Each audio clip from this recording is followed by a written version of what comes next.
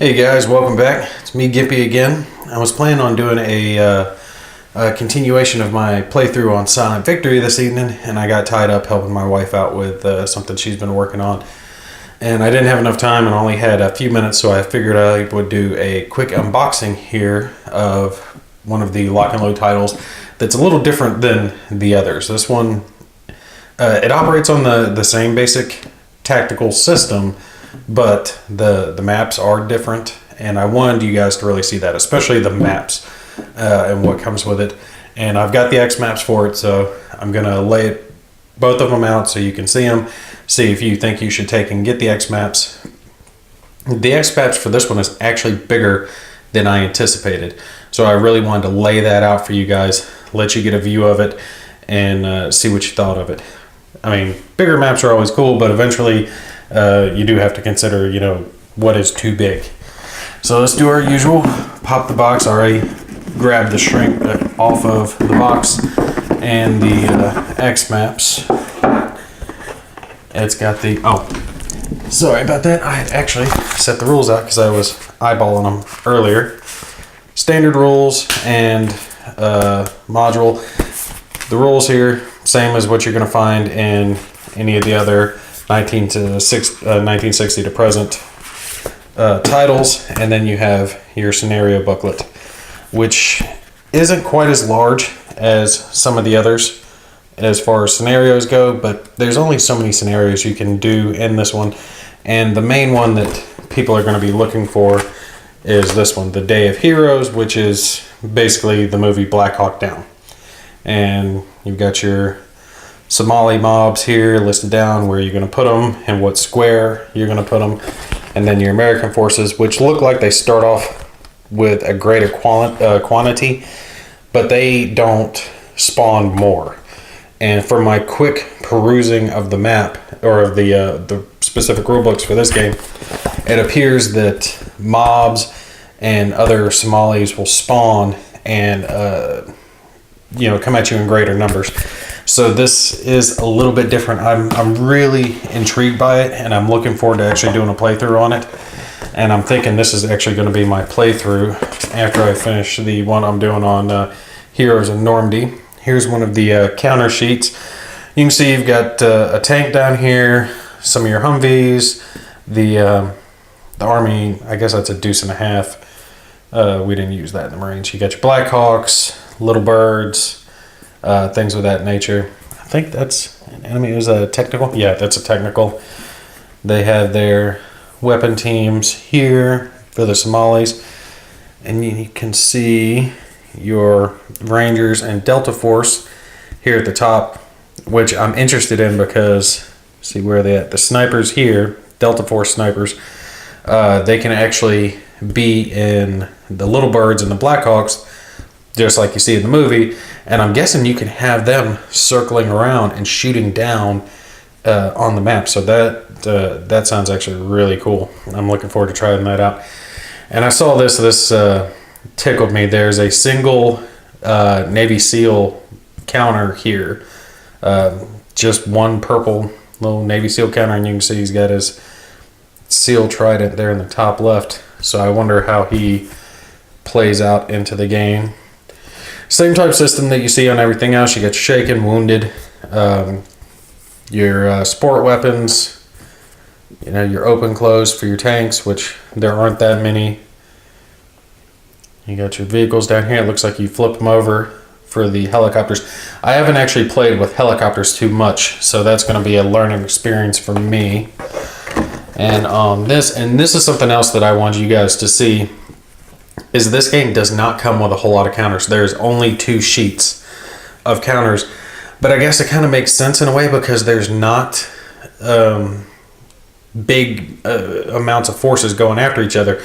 This was fought in a small part of the city, so you're not having massive firefights in different areas.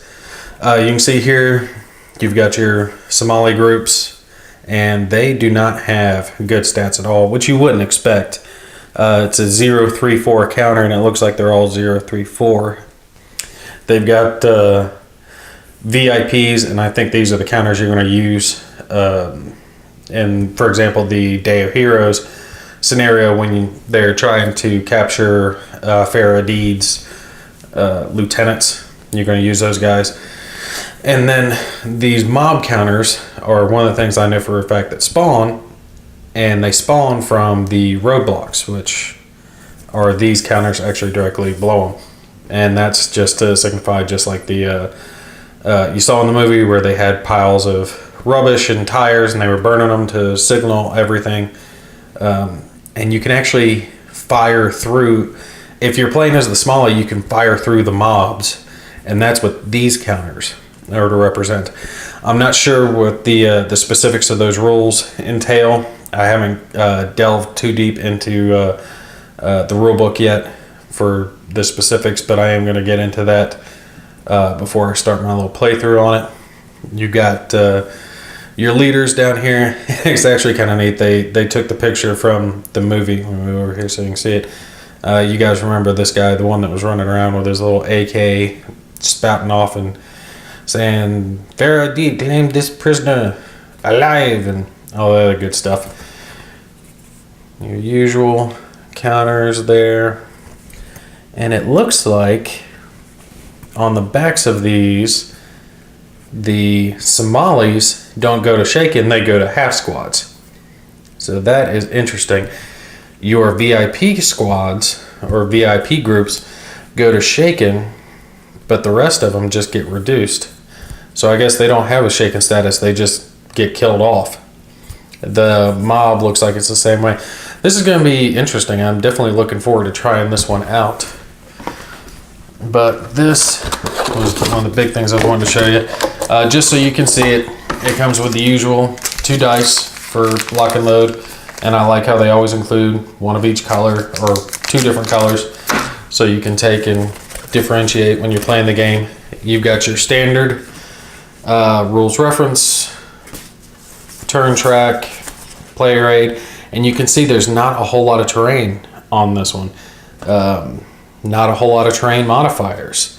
And I've got to look and find out where this comes into play. If you look on the leg, it's 2/1.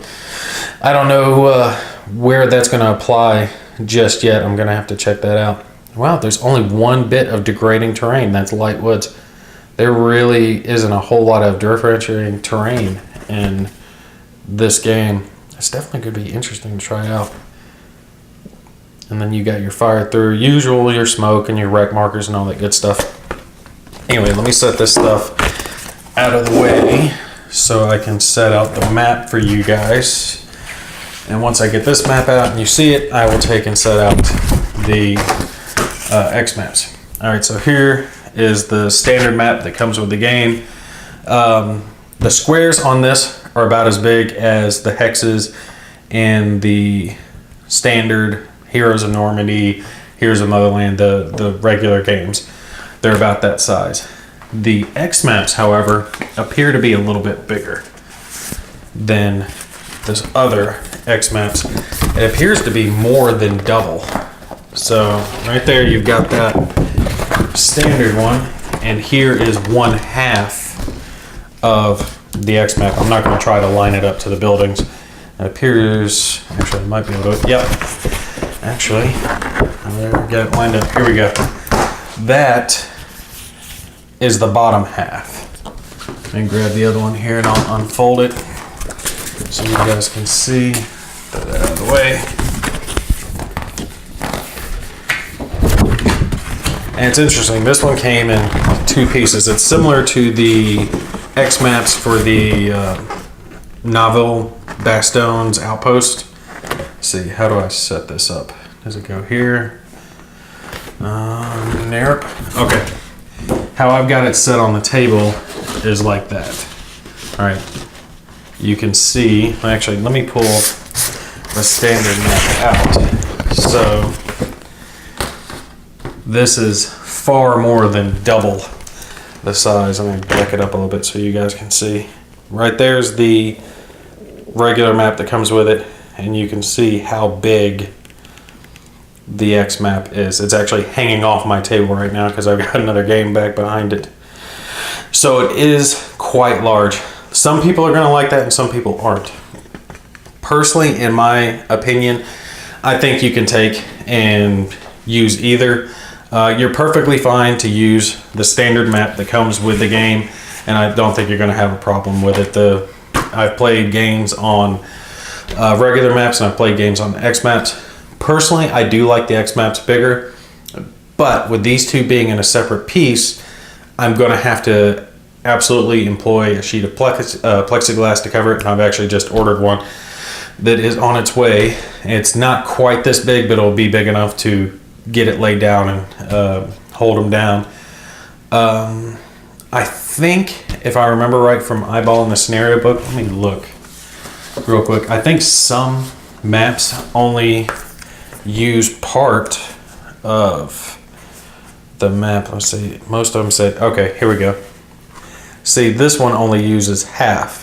So you would only need a single sheet, and I think that's why they took and separated it in half like that. Not to mention it makes it easier to fold and store, so you would only have to lay out one. Now, one of the tricks I like to use is using a poster frame, the standard 22 by 34, and the X map will fit in that. You'll have a little bit of room on each side, but it'll fit easily in one of those poster frames. So if you were playing one of those, you could easily put it in that if you didn't have a sheet of plexiglass or weren't using it. But since they don't use paper mats, they use the thicker, better quality cardstock. These aren't going to lay down very easily, especially the X maps. You can see how it's bunched up. You're going to have to cover it with something. It's not a bad thing.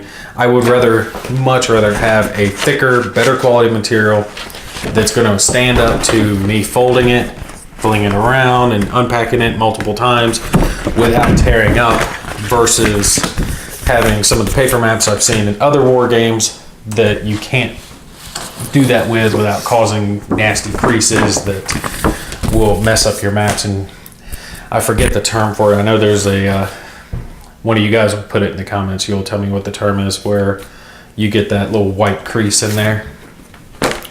But let me take and zoom in one last thing before I get signed off here, just so you guys can see exactly what I'm talking about. There's a good view. It appears to me that instead of double, that it's actually 4 times the size in this, which I like, because you're going to have plenty of counters, you're going to have your tank counters, and all that other good stuff. But you need to keep that in mind if you get the X maps on Day of Heroes. Personally, I want the X maps for all the games. I've been spoiled by it now that I have them. I want them for everything. So that's just something to keep in mind. Keep an eye on the channel. When I finish my Sniper's Den playthrough, which has a couple more turns on it, I'm going to do a playthrough on Day of Heroes. Since it does use a little bit different system, it does have squares instead of the usual 6-sided hexes, and I wanted to see how that work. Not to mention the fact that I like the story. It's a very compelling story, and I'd like to get it down to the table and see how it plays. And plus, it'll be interesting to see how an asymmetrical fight will go. And I know that plenty of the scenarios in the other games are asymmetrical, that each side doesn't have the exact same amount of units or same weapons, but they're all military units. This is designed versus a mob of people and a militia that's not trained versus a handful of highly trained operatives with specialized weapons. So it's going to be interesting to see how that translates down to a board game. But that's it. You guys, like I said, keep an eyeball out for that. I'm going to hopefully have this one started probably next week. I should be able to finish up the other playthrough and move on to this one. It does use, like I said before, the same type system that the other lock and load tactical games use. So you guys, if you enjoyed the first one, you'll definitely enjoy this one. You guys take care. I'll see you in the next video.